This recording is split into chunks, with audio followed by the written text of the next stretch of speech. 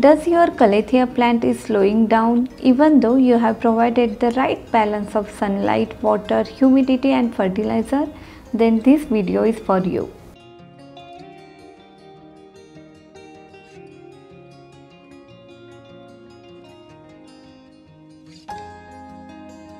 Calathea plants are known for their beautiful and variegated leaves. Each variety has unique leaf pattern. They are demanding, but the best thing about them is they are expressive plants that they can show you plenty of visual cues when they are not happy. So if you are observing slow growth, drying leaf tips or edges and roots coming out from the drainage holes, then these are some common warning signs that your Calathea is becoming root bound and need new container. And from the last few days I am noticing all these signs on this plant. Today I am going to repot this peacock plant Calathea in new pot, and also I am sharing a lot of tips what to do and what not to do after repotting Calathea. It is Calathea makoyana, commonly known as peacock plant. It is one of the beautiful yet hardy variety of Calatheas. I love its dark green to purple foliage with peacock markings having lime feathering on pinkish stem that makes them stunning.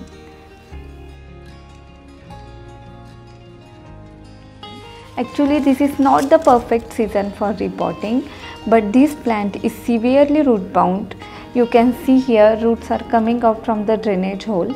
Let me show you clearly. Calathea's roots have filled this pot and pushing the soil out of the way. As a result, now this plant doesn't have enough soil to absorb water and nutrients. And because of insufficient water nutrients, this plant's leaves have started developing brown edges. One early indicator that your Calathea is becoming root bound is its growth slowing down. Even though you have provided the right balance of water, sunlight, humidity and fertilizer. Let's repot this Calathea. Repotting is messy process, so use a mat for keeping your floor or table clean. I am using this repotting mat that I brought from Amazon. It is waterproof, moisture proof and easily foldable. Perfect for small spaces. I will put its link in the description box.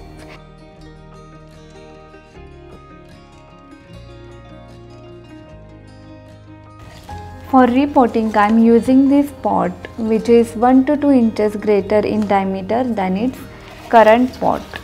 It's usually best not to size up more than this. When pot contains much greater volume of soil than roots, it takes longer to dry out, which can cause root rot. You can use any pot material depending on your decor style, but if you are using terracotta pot, then you need to water your plant frequently because terracotta is porous material which can cause moisture to evaporate quickly. For Calathea potting mix, two things are essential. It must be kept moist but not wet, and it should be well draining. You can use 1 part of garden soil, 1 part of cocopeat and 1 part of perlite as per your garden soil structure. In India, garden soil structure varies as per your location. If your garden soil is too sticky, then add more perlite or river sand. If your garden soil is airy, that doesn't hold more moisture, then add more percentage of cocopeat, which can help to retain the moisture in your potting mix. For plant growth and nutrition, you can add handful of compost.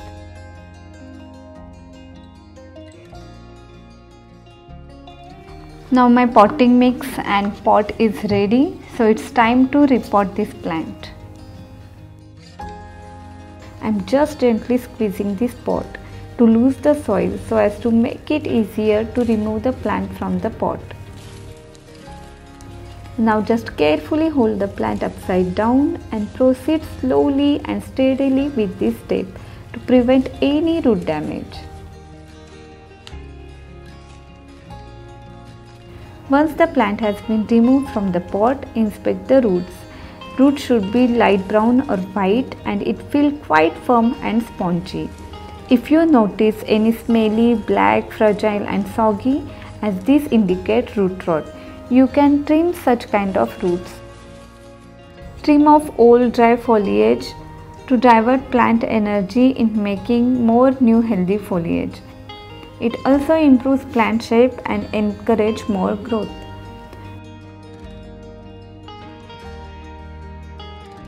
Now fill the lower 1/3 of the plant with soil. Take care not to leave the root exposed to air for long.